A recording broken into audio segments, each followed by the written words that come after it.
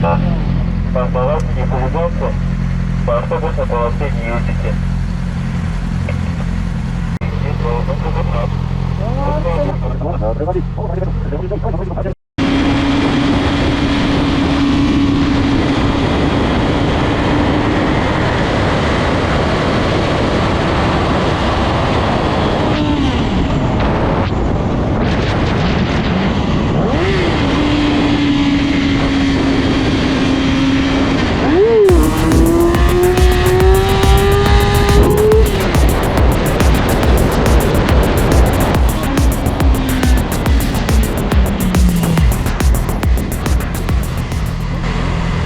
Вот с этой стороны лучше смотри.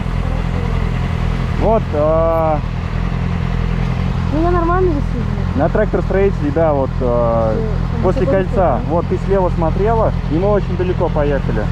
Вот сейчас здесь я попробовал, и сразу направо нас потащило. А, я справа. По автобусной полосе не ездите.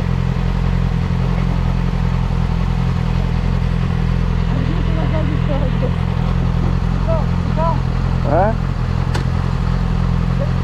Боишься, ты говоришь, не хулиганьте. Ага.